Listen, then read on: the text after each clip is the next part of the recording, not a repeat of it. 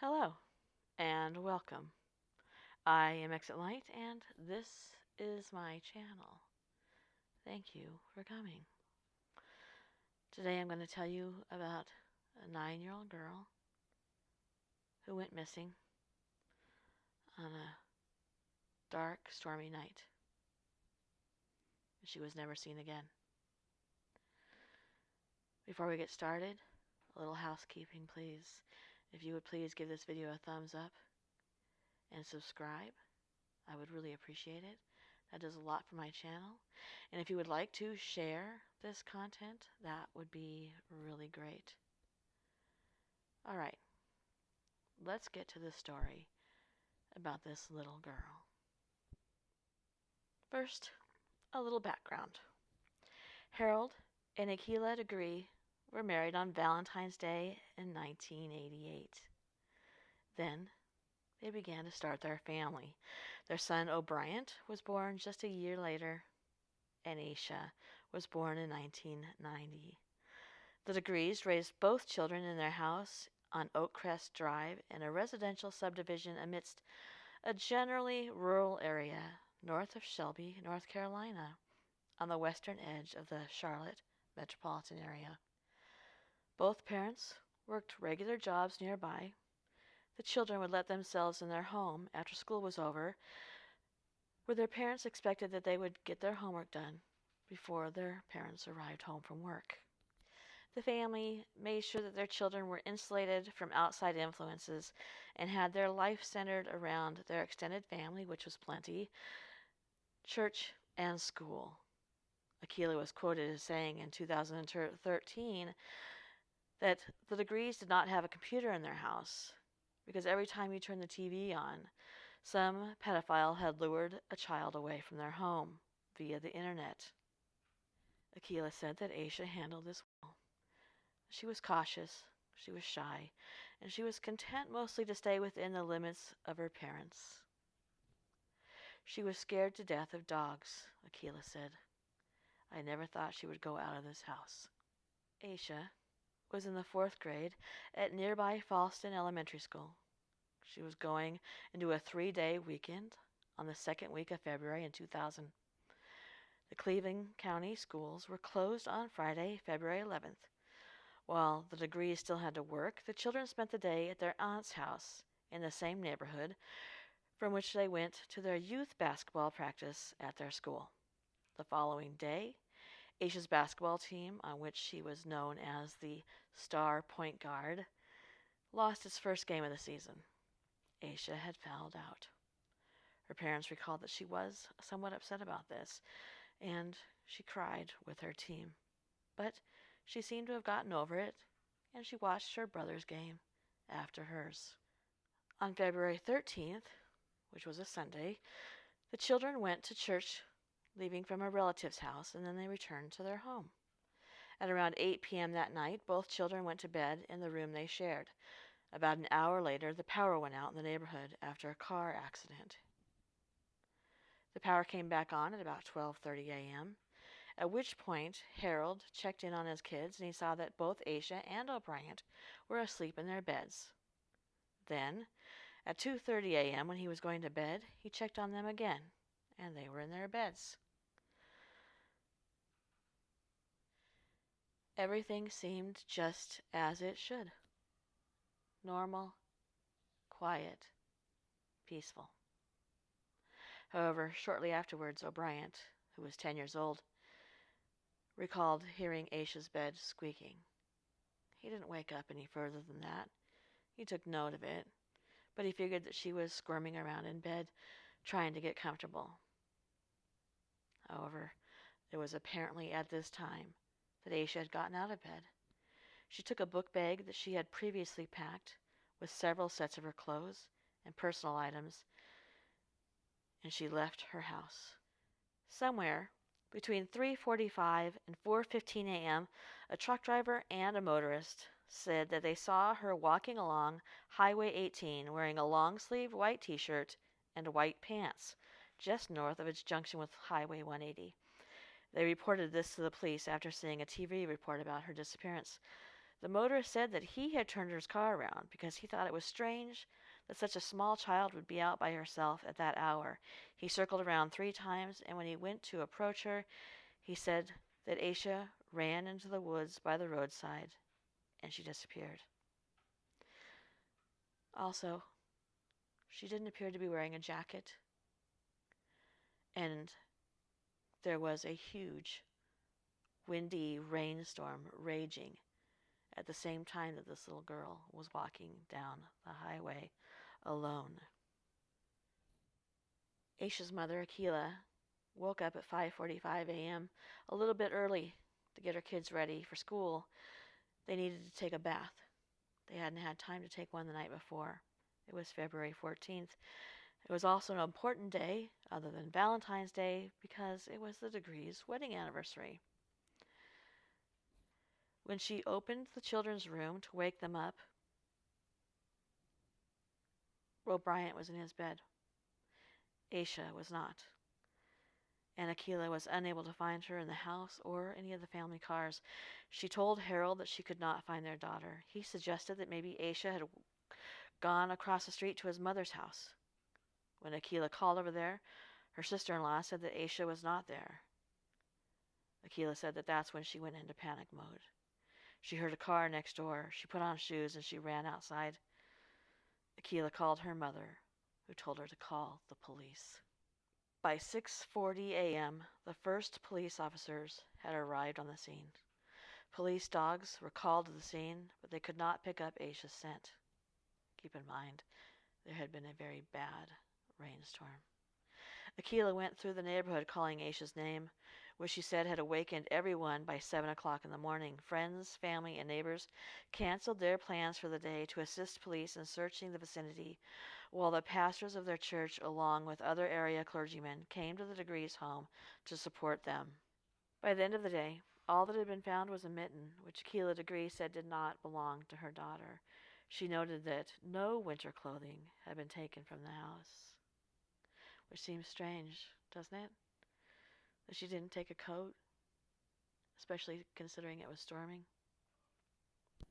On February 15th, candy wrappers were found in a shed at a nearby business along the highway near where Aisha had been seen running into the woods. Along with them were a pencil, a marker, and a Mickey Mouse-shaped hair bow that were identified as belonging to her. Also found was a photograph of a black girl around Aisha's age who has never been identified. It was the only trace of her found during the initial search. On February 16th, Akila realized that Aisha's bedroom was missing her favorite clothing, including a pair of blue jeans with a red stripe. A week later, the search was called off after 9,000 man-hours had been invested in the search of the 2 to 3 mile radius of where she had last been seen. Flyers had been posted all over the area, and 300 leads had been submitted that ranged from possible sightings to tips about abandoned houses and wells where Aisha might have ended up.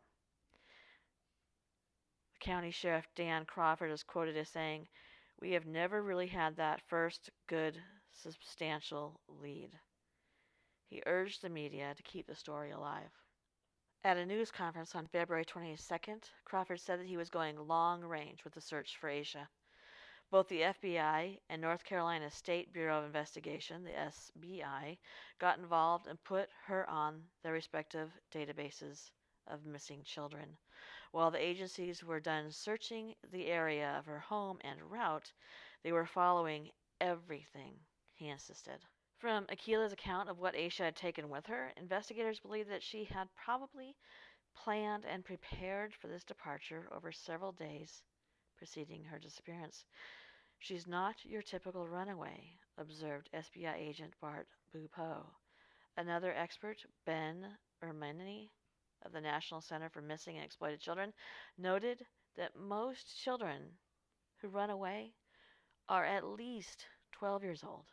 Another FBI agent also pointed to the fact that there was a lack of any issue that might spur her to be a runaway. Her family in no way seemed to be dysfunctional. She had a grandma who lived across the street, aunts who lived down the street, many family members in the area, a huge support system, given her friends, her family, her church. There didn't seem to be anything suspicious, and she performed well in school. Some kids run away if they know they're going to get a bad report card and something is going to happen to them. This wasn't the case for her. And nothing bad would have happened to her even if she had brought home a bad report card. But for some reason, when she left the house, she got off track somewhere or she was abducted. The media attention went national. A month after Asha's disappearance, the Degree family appeared on the Montel Williams show to call attention to the case. They also appeared on America's Most Wanted, and the Oprah Winfrey Show devoted a segment to her disappearance. On August 3, 2001, Asha's book bag and other items were discovered during a construction project off Highway 18 in Burke County near Morganton, which was 26 miles north of Shelby. It was wrapped in a plastic bag. The worker who found it said the book bag contained Asha's name and phone number. The FBI took it to their headquarters for further forensic analysis. Results from the testing have never been shared publicly, and to date, it is the last evidence found in Asha's case. On the 20th anniversary of Asha's disappearance, the FBI confirmed that the book bag contained a copy of Dr. Seuss's McElligot's Pool and a t-shirt depicting the band New Kids on the Block. Neither of these items belonged to Asha. However, the book was found to have been missing from her school's library. Later leads turned out to be dead ends. In 2004, acting on a tip reportedly received from an inmate at the county jail, the sheriff's office began digging at an intersection in Lawndale. The bones that they found there were from an animal. The Degrees took steps to keep Asha's memory and the case alive in the public's mind. In 2008, they established a scholarship in her name for a deserving local student. They host an annual walk to raise awareness and money to fund their search. The walk starts at their home and ends at a missing persons billboard for Asha along Highway 18, where she was last seen. It was originally held on February 14th, but it was changed, as Harold and Akila felt that it was not fair to participants to make Valentine's Day a sober occasion. Pictures of Asha, both real and those showing her as she might appear in later years, created by investigators to help the search, decorate the Degree home. Akila says, "I fully expect her to walk through that door."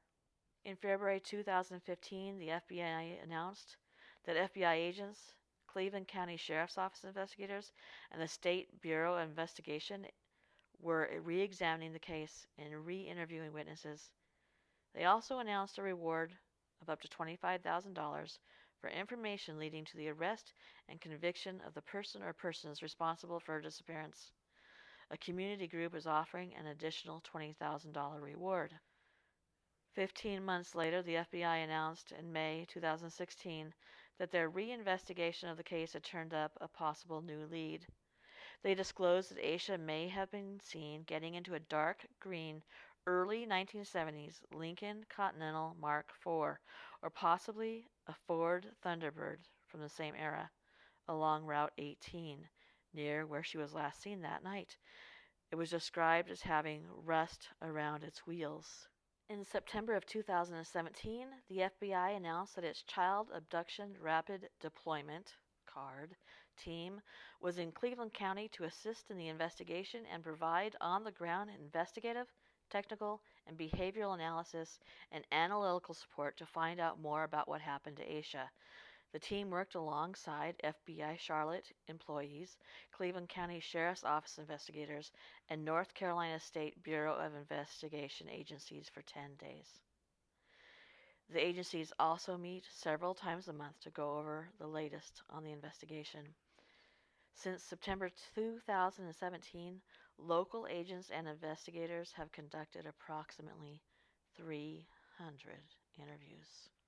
In October 2018, the Cleveland County Sheriff's Office detectives appealed to the public for information about those two items in the book bag, McGilligot's pool and the t-shirt.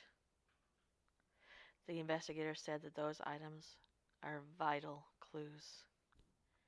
In November of 2020, an inmate named Marcus Mellon, who was convicted of sex crimes against children in 2014, wrote a letter to the Shelby Star claiming that Degree was murdered and he knows where to find her.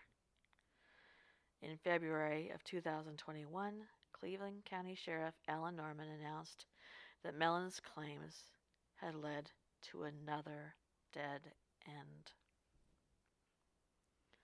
So, where is Asha? Why did she leave her home, a seemingly idyllic family? Why was she walking alone in a raging storm without a coat? What happened to her when she ran off into the woods and she found that shack? She waited. She ate some candy. Who was that little girl in the picture that they found? Why was her backpack wrapped in plastic and buried? In plastic, it seems as though somebody wanted to make sure it didn't disintegrate. And what about the book and the t-shirt that didn't belong to Asha?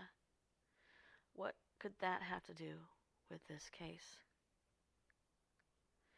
Where does a 9-year-old girl disappear off the face of the planet?